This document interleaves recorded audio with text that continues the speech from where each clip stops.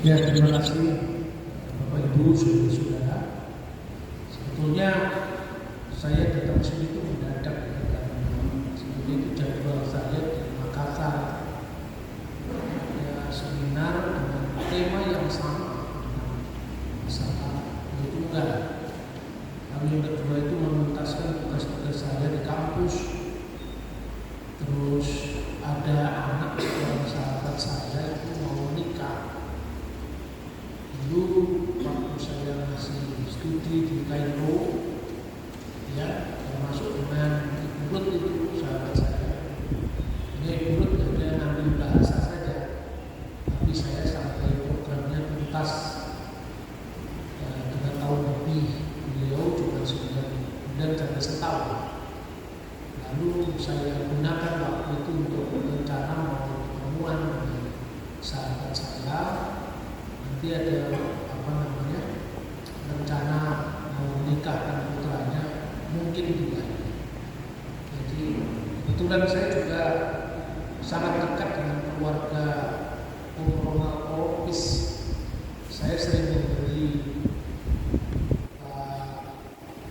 kuliah tamu atau apa di beberapa institusi Katolik, termasuk di SMA Katolik Nicholas di Bogor. Makanya kalau saya ke Manado ke Tomohon, saya selalu nginap di rumahnya Corona, Opis, kalau tidak dimarahi saya. Ya tapi oke. Saya diundang teman-teman untuk bicara tentang masalah Tritunggal. Sering kali memang ajaran ini paling sering disalahpahami.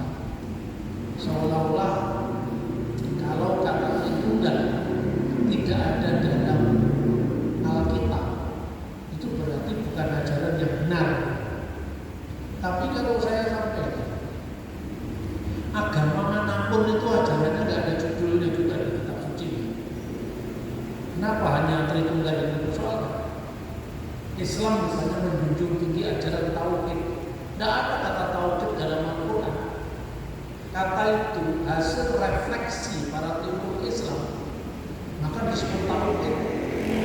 Tauhid itu misalnya didefinisikan, misalnya kira-kira at-tauhidu ifradu al-qalib minal muqdas.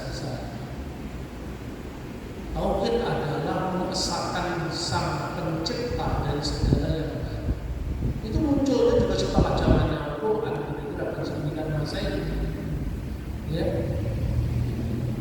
Junaid al-Baghdadi tulisannya kira-kira 409. Para timur Islam menghubungi masalah hubungan Allah dengan sifat-sifat itu juga pada abad 9 dan abad 10. Istilah ilmu kalam itu juga tidak ada dalam Quran. Begitu juga istilah Tritunggal tidak ada dalam Alkitab. Judulnya dipersoalkan, isinya gagal paham. Kadang-kadang saya cuma menyampaikan hal seperti itu sebagai ajaran. Boleh kalau kita mulai kata Tritunggal itu baru muncul kira-kira tahun 180 Masehi oleh seorang bapak gereja namanya Mark Theophilus dari Antioquia. Nah, dia menulis kira-kira tes triados. Tritunggal triados itu hotheos, logos auto, tes sopias. Jadi triados atau Tritunggal itu adalah Allah, firman-Nya, dan kebijaksanaan. Maksudnya kebijaksanaan di sini adalah roh kebijaksanaan. Itu tahun 180. Nah, katanya di situ, ya, misalnya logos auto dan logos auto dan logosnya, yang itu menunjuk kepada hotheos, kepada Allah. Berarti memang wujudnya hanya satu. Kan begitu kan? Dan kalau firman-Nya ya firman-Nya Allah. Kalau roh kebijaksanaannya ya roh kebijaksanaan Allah. Merujuk kepada satu namanya hotheos. Lah wujud yang satu itu disebut ousia. Kata usia itu sendiri artinya keberadaan atau properti.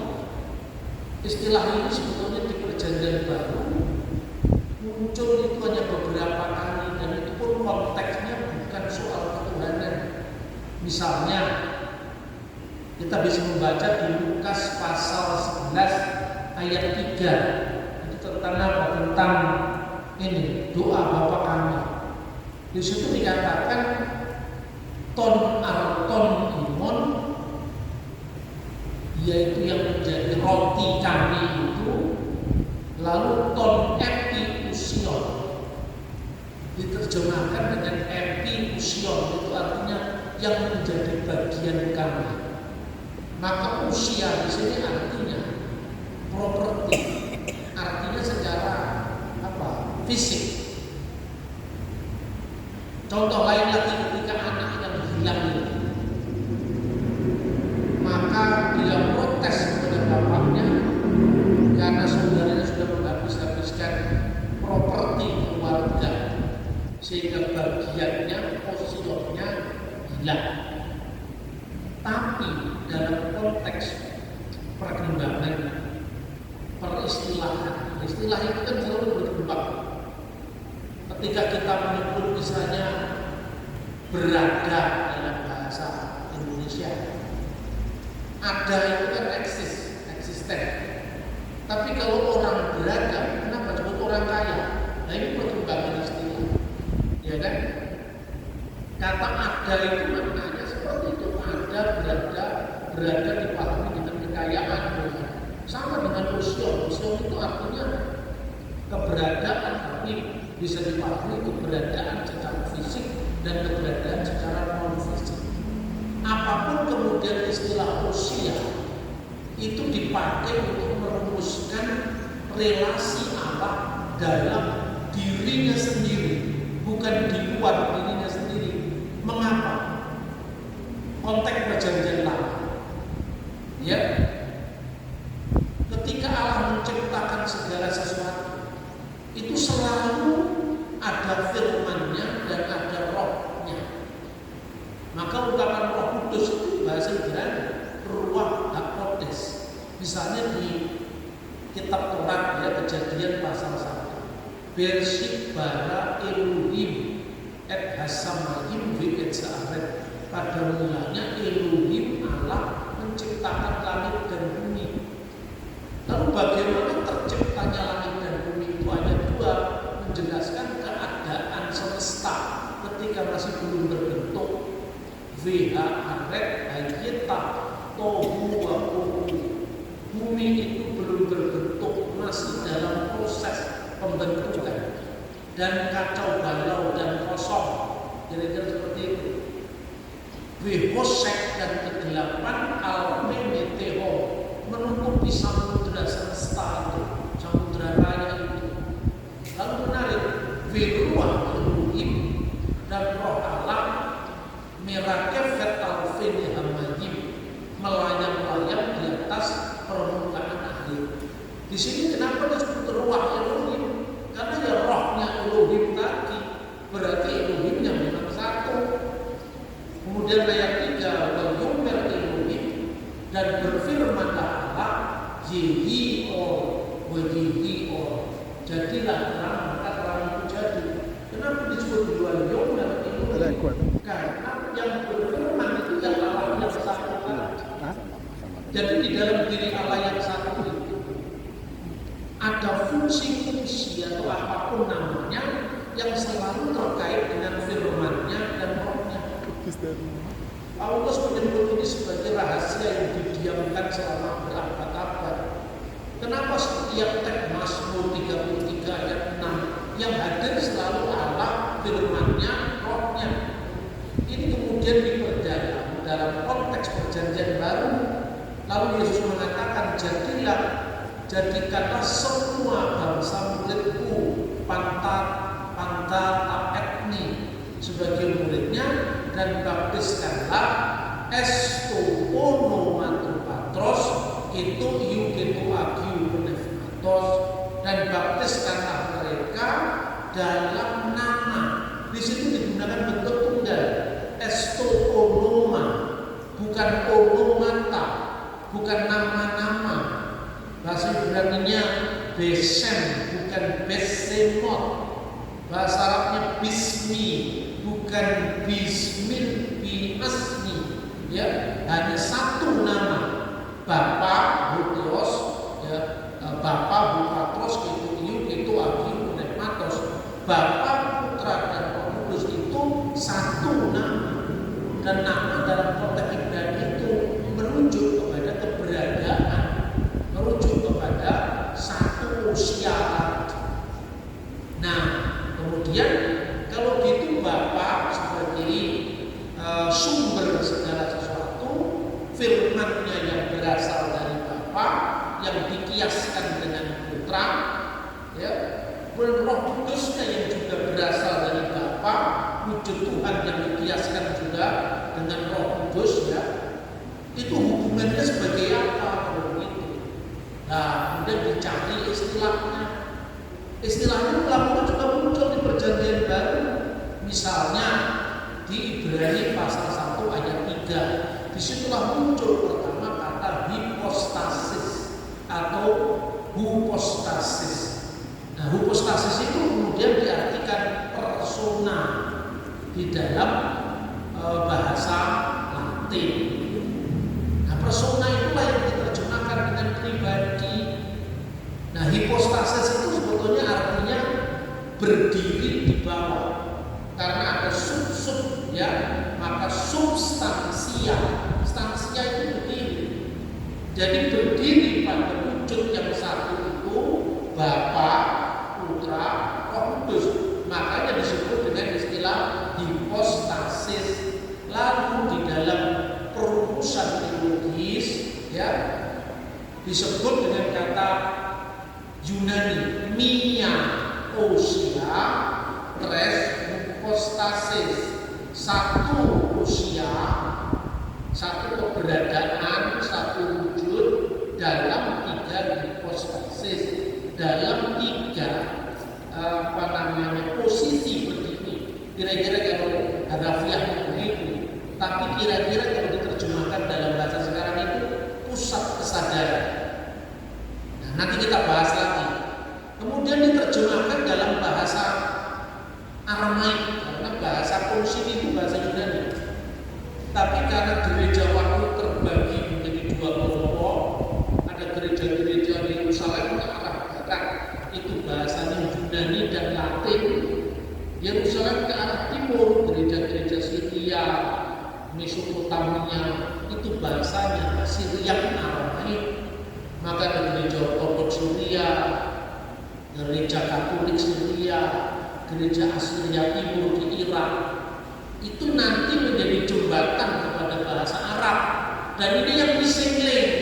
Makanya gereja tidak mampu berdialog dengan Islam. Karena apa? Bahasanya saja tidak nyambung. Padahal kalau kita mengambil dari unsur Syriak Kristianiti ini nyambung dengan Islam. Nah, saya berikan contoh. Dalam bahasa Syriak Aramaik ini dipakai gerejanya Tahlil Gibran punya itu besar itu di Lebanon. Itu bahasanya Aramaik atau Syriak Aramaik. Itu disebutkan hat itu atau hat itu telata kenome. Hat itu satu hakikat keberadaan, satu usia itu atau itu talat itu tiga, kenome. Nah, kata kenome ini yang menjadi bahasa uknum. Uknum itu jamaknya akonim. Kalau dalam bahasa Aramaik tunggalnya kenoma, jamaknya kenome. Bahasa Arab tunggalnya itu uknum, jamaknya akonim. Makanya di dalam teks-teks liturgis Kristen dalam bahasa Arab, Tritunggal itu dirumuskan wahid fi jauhar wa salah satu fi akonim. Satu dalam jauhar, dalam hakikat keberadaan, dan tiga dalam pribadi, akonim. Lalu diterjemahkan juga dalam bahasa Latin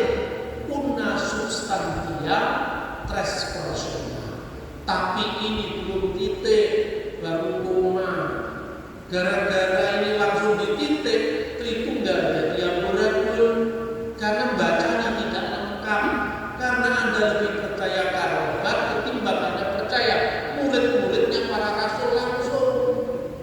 Ini karena gereja mengalami missing dari warisan historisnya yang panjang. Jadi Rasul Petrus punya murid namanya Ignatius dari Antioquia. Zamannya dia sudah bicara Kristus memiliki kodrat ganda sebagai sepenuhnya Allah yang ektheos ek Marias, yang pertama keluar dari Allah sebagai firman Allah, dan yang kedua keluar dari Maria sebagai anak manusia dalam wujud inkarnasinya ke dunia. Ini tahun 100 jauh sebelum konsili Nikea. Makanya kadang-kadang orang-orang yang tidak bacanya nggak lengkap, mainnya kurang jauh, itu so tahu Yesus baru jadi Tuhan kau 3 Tuhan 5, lah kita bingung. Kenapa kita bingung? Karena kita tidak membaca sumber primer yang dibaca teolog barat yang 1940. Makanya kita ini kualat dengan nenek moyang rohani kita. Orang Yahudi kalau berdoa selalu menunjukkan kesinambungan dengan bapak-bapak leluhur spiritual mereka. Ya, baru kata Adonai Elohim melek ulam Elohe Abraham Elohe Ishak Elohe Yakub. Kenapa? Terpujilah Engkau ya Tuhan Allah yang kekal, Allah kami, Raja yang kekal, Allahnya Abraham, Allahnya Ishak, Allahnya Yakub. Karena kita punya kesinambungan Allah yang sama. Nah, ketika gereja muncul sebagai Israel baru, hubungannya dengan Israel yang lama tidak ada lagi. Yang ada apa? Hubungan spiritual dengan kakek moyang rohani kita. Jadi Allah yang sama itu yang disembah oleh Rasul Petrus. Rasul Petrus punya murid Ignatius, Ignatius punya murid terus, Yohanes punya murid namanya Polikarpus, Polikarpus punya murid namanya Irenaeus, Irenaeus punya murid namanya Hippolytus, terus sampai bapak-bapak konsili. Itulah Abraham, Ishak, Yakubnya kita, bukan lagi fisik. Karena Anda ini kalau keturunan Rohin Pandil atau Sendok tidak ada hubungannya dengan Abraham langsung. Itu loh maksudnya. Ini pentingnya mata rantai sejarah. Lalu dalam bahasa Latin yang sambungannya sering disebutkan tadi apa? Diskresi non separati, distingsi non divisi. Jadi yang disebut persona di sini bukan personalitas psikologis yang terpisah satu dengan yang lain. Nah, kemudian satu hakikat atau satu wujud dalam 3 personalitas berbeda tapi tidak terpisah. Diskresi non separati, distingsi, masing-masing punya keunikan, non divisi tanpa terbagi. Jadi Allah itu hanya satu, tidak terbagi. Makanya kalau disebut firman ya firmannya, kalau disebut roh ya roh kudusnya, bukan yang lain. Karenanya itu menunjuk kepada satu. Tapi satu ini disebut apa, itu menjadi masalah. Gitu. Maka pribadi di sini bukan pribadi yang terpisah seperti pribadi saya dengan pribadi Urut, dengan pribadi Pak Moderat, misalnya Pak Senduk, atau pribadi Pak Timotius, itu kan terpisah satu sama lain. Ini diskresi, bisa dibedakan. Non separat tidak bisa dipisahkan. Distingsi, masing-masing punya kekasan, tapi secara tak terbagi. Berarti Allah itu hanya satu. Karena itu untuk menegaskan ajaran Yesus, orang-orang Kristen Timur ketika membuat tanda salib, kalau gereja Katolik di Indonesia kan cuma demi nama Bapa dan Putra dan Roh Kudus. Tapi kalau gereja-gereja Timur itu demi nama Bapa, Putra dan Roh Kudus, yaitu Allah yang esa. Bismillahirrahmanirrahim. Al-Ilahu Wahid Amin. Demi nama Bapa dan Putra dan Roh Kudus, yaitu Allah yang esa. Allah yang esa tadi sang nama yang satu tadi. Nah, makanya ini yang menjadi persoalan bagi gereja modern. Pertama, gereja-gereja modern dia tidak boleh tercampur dari akar sejarahnya yang panjang. Kalau tercampur bagaimana? Ungkapan pribadi Itu sejak zamannya Sigmund Freud maknanya berubah. Ini yang ditekankan oleh Pak Harun Hadimiono dalam bukunya Iman Kristen. Jadi tidak salah, itu istilah sudah berubah. Berubah apa maknanya? Sejak Sigmund Freud itu satu pribadi itu hanya satu eksistensi atau satu keberadaan. Sementara yang dikatakan Tritunggal itu adalah satu keberadaan itu lebih dari satu pusat kesadaran, lebih daripada satu pribadi atau penuma tadi. Maka kalau begitu pribadi A, kalau A itu bukan B, berarti tidak mungkin kalau A itu B, karena ini pribadi yang terpisah. Karena apa? Akibat diskresi non separati, distingsi non bibinya nggak dibaca. Artinya yang dibaca satu hakikat dalam tiga pribadi, sementara pribadi dipahami pribadi yang terpisah. Tiga pribadi apalagi tiga oknum terlibat sabu-sabu, ketangkap di sebuah kafe misalnya. Nah ini oknum dalam pengertian yang terpisah kan, padahal bukan itu maksudnya Bapak Gereja. Maka kemudian Pak Harun di dalam bukunya itu, kalau gitu supaya menghindari salah paham, jangan dipakai kata pribadi, gitu loh. Tapi alih-alih untuk menggantikan kata pribadi, dia menggunakan kata-kata modus eksistensi, cara berada. Nah cara berada itu berbau modalistik, gitu loh kira-kira. Akhirnya dia ingin keluar dari masalah tapi masuk masalah baru. Modalisme itu kira-kira begini. Kalau saya ini satu orang namanya Bapak Rosena, kalau di sini saya sebagai penceramah, di STT Intim saya jadi dosen, di rumah saya jadi bapak dari anak-anak saya. 3 pasal 1 itu modalisme. Padahal kalau begini bukan 3 pasal 1, tak terhingga yang satu.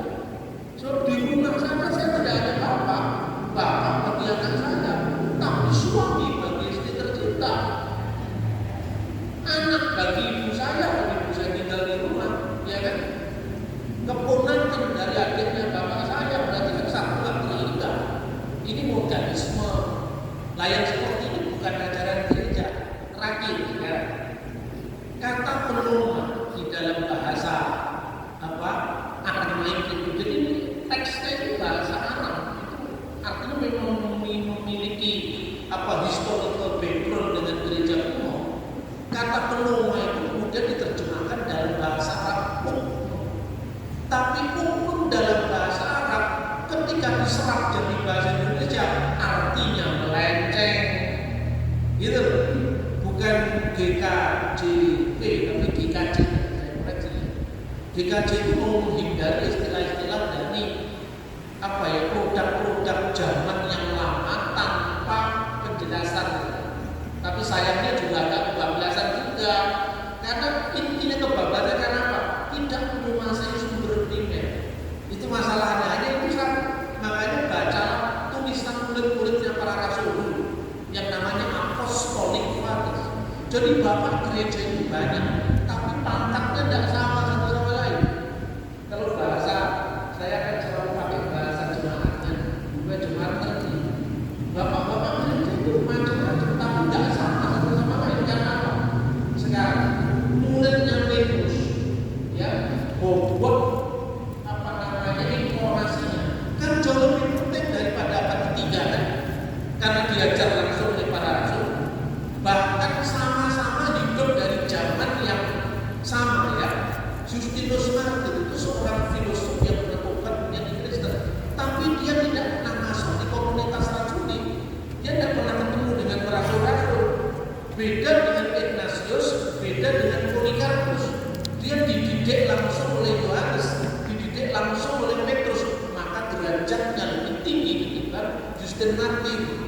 Ilmu ini yang di gereja-gereja ortodok dipelajari dengan yang namanya patrologi. Patrologi itu ilmu tentang bapak-bapak gereja. Prinsipnya dari Alkitab. Jadilah kamu muridku seperti aku menjadi muridnya Sang Kristus, gitu kan. Jadi kesinambungan rasulia yang namanya taklit al-muqaddas atau suksesu apostolik, ya. Nah, kemudian kemudian kata umum itu maknanya khusus bahasa teologis. Dalam bahasa Arab sehari-hari ini, bahasa Arab ya, istilah untuk pribadi yang terpisah, psychological personality, itu adalah saksu. Makanya contohnya ya, misalnya Amidah Sab'a fi Saksiyatil Masriyah, 7 pilar kepribadian Mesir. Ini pribadi dalam pengertian satu dengan lain terpisah, tapi hanya khusus untuk bicara tentang Allah, keilahian, kata umum itu muncul. Biasanya juga tidak muncul dalam bahasa Arab yang dipakai umat Islam.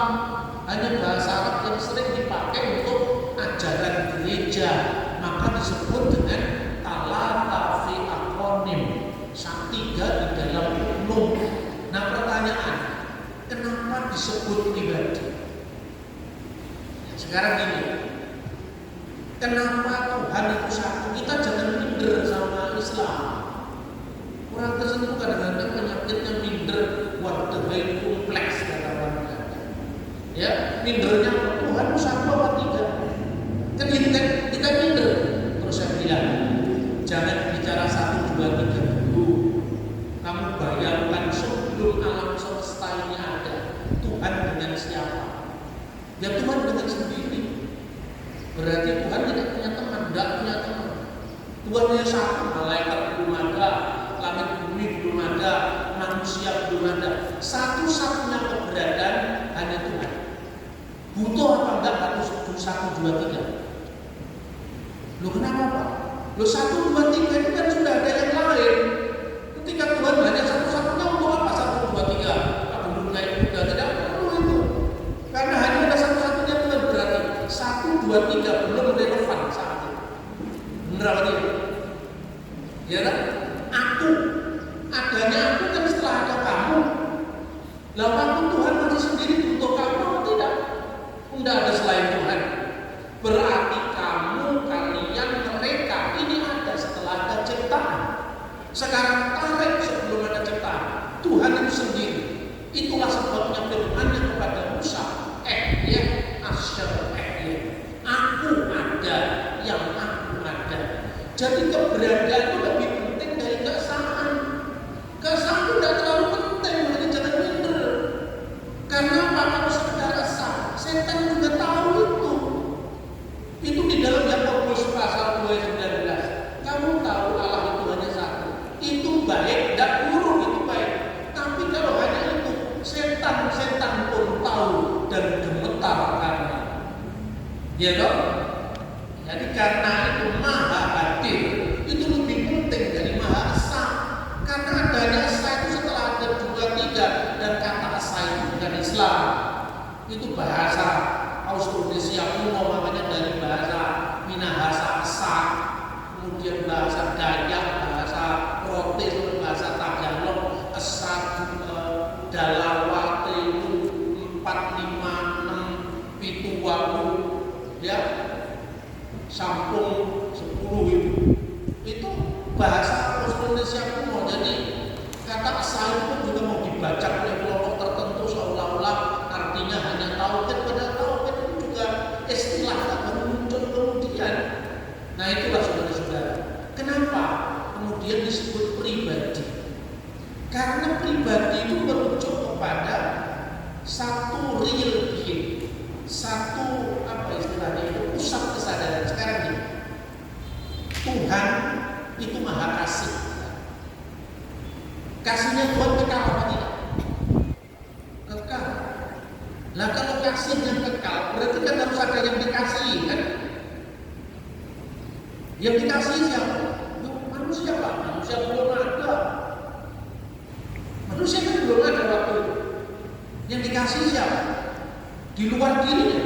Di luar dirinya belum ada, yang ada cuma Tuhan.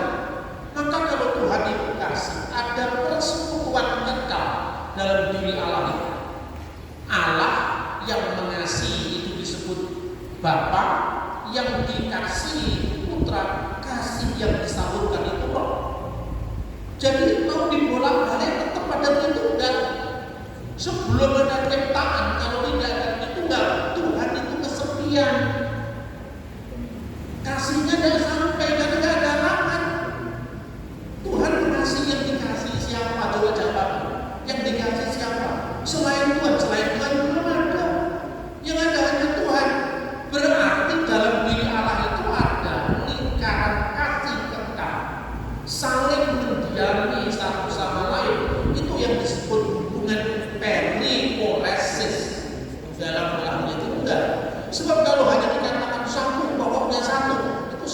2, 3 Pak Guna yang muda.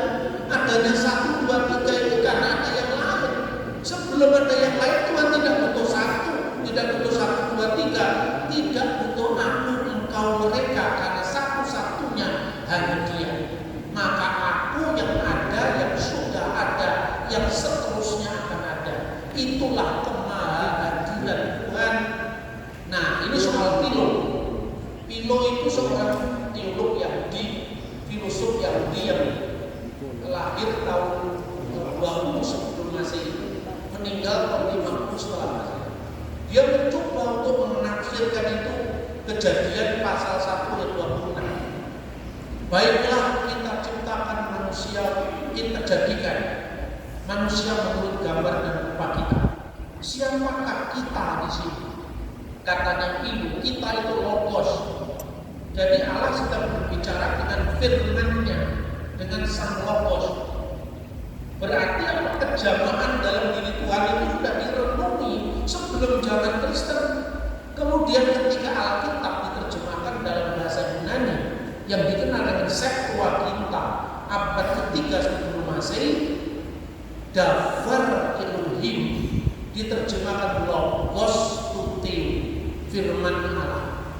Maka kata logos itu dipakai sebagai terjemahan dari bahasa Ibrani Davar atau bahasa Arab Memra Elohim. Nah, kemudian Philo gagal untuk mengusahakan Allah yang esa, karena Philo sangat dipengaruhi oleh filsafat Hellenisme. Ini sebetulnya perlu beberapa semester untuk mengajar ini ya, sebetulnya. Tapi tidak apa-apa, saya singkat saja. Philo gagal menyebut apa? Kalau gitu logos itu posisinya apa? Logos itu Deuterotheos, Allah kedua. Oh, berarti Philo gagal mempertahankan keesaan Allah. Lain Philo, lain Injil Yohanes. Injil Yohanes mengatakan arki in ho logos, pada mulanya firman itu ada. Ke ho logos in proston theon, dan logos itu bersama-sama dengan Allah. Ke theos in ho logos, dan theos sendirilah logos itu. Yohanes lebih berhasil mengatakan keesaan Allah, karena Allah itu hanya esa, maka logos harus theos, firman harus Allah. Sebab kalau firman bukan Allah, berarti ada dua Allah atau lebih dari satu Allah. Philo gagal, Injil Yohanes berhasil. Makanya firman itu adalah Allah. Kalau firman bukan Allah, bagaimana ya bukan Allah bisa turut menciptakan alam semesta? Lalu ayat 3, segala sesuatu dijadikan oleh Dia, dan tanpa Dia tidak ada apapun yang jadi dari segala yang telah dijadikan. Yang menjadikan ini Tuhan lewat apa? Oleh logos. Kalau logos atau firman ini ciptaan seperti Arius mengatakan, ada waktu di mana anak pernah tidak ada. Padahal anak itu merujuk kepada firman. Kalau firman pernah tidak ada, berarti ada waktu Allah pernah ada tanpa firman-Nya. Lalu Allah pernah tidak punya firman. Ketika Allah tidak punya firman, berarti Allah tidak maha pencipta, karena segala sesuatu diciptakan oleh firman-Nya. Gitu. Nah sekarang kalau firman itu adalah Allah, selesai. Karena firman yang menciptakan segala sesuatu itu Allah sendiri. Maka tidak ada dua Allah, hanya ada satu Allah. Tapi kalau firman itu bukan Allah seperti katanya Arius atau keturunan spiritualnya saksi Yehova, firman itu suatu Allah. Kelihatannya ini lebih pintar dari gereja-gereja itu, saya tanya. Kalau firman itu suatu Allah, kan diterjemahkan in the beginning was the word, and the word was with God, and the word was a God. Firman itu suatu Allah. Kelihatannya kan sok-sokan itu. Firman itu suatu Allah. Suatu Allah itu apa lagi? Ya Allah Pak, tapi bukan Allah yang satu itu, tapi Allah yang lain. Ini mirip dengan Allah, sama dengan bukan homoousios, tapi homoiousios. Makanya Athanasius itu tidak mengajarkan dirinya sendiri. Dia sudah menerima itu dari pendahulunya Abraham, Ishak, Yakub tadi, dari Ignatius kepada penerusnya, dari Polikarpus kepada penerusnya namanya Irenaeus jurusannya dengan para rasul. Artius mandek di situ karena tidak punya bapak rasuli. Makanya dia mengatakan ada waktu di mana firman tidak ada. Dan waktu firman tidak ada itu berarti Tuhan kan pernah bisu, pernah tidak punya firman. Dan berarti Tuhan itu tidak maha kuasa. Lalu firman itu dari mana? Dia ciptaan Tuhan. Siapa yang menciptakan firman? Tuhan. Tuhan menciptakan caranya bagaimana? Dengan berfirman. Katanya firmannya diciptakan. Masa firman menciptakan firman? Itu sama dengan jeruk makan jeruk. Tidak mungkin ciptaan turut serta dalam sang pencipta. Jadi saya katakan ajaran Tritunggal itu clear sekali. Clear sekali. Hanya orang cerdas yang bisa paham Tritunggal itu. Karena apa? Ini metafisikanya mesti jalan, metodologi berpikirnya mesti lurus, tidak menyamakan satu batu dengan satu Tuhan. Orang mengatakan, contohnya apa? Firman bersama-sama dengan Allah, Yohanes bersama-sama dengan Markus. Apakah Markus adalah Yohanes? Bukan. Loh, Tuhan itu kamu samakan dengan benda. Tuhan itu kan beyond time, beyond space, tidak terikat beruang, tidak terikat waktu. Kalau Yohanes bersama Markus, Markus bukan Yohanes. Tapi kalau pikiranmu bersama kamu, ya kamu juga. Rohmu bersama kamu, ya kamu juga itu. Jadi istilah firman itunya, Roh Kudusnya, semuanya itu menunjuk pada satu wujud, satu keberadaan pribadi.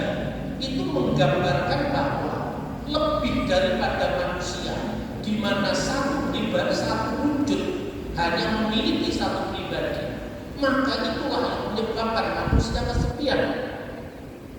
Kalau satu wujud hanya memiliki satu pribadi, Anda kesepian. Kesepian itu karena satu wujud punya satu pribadi.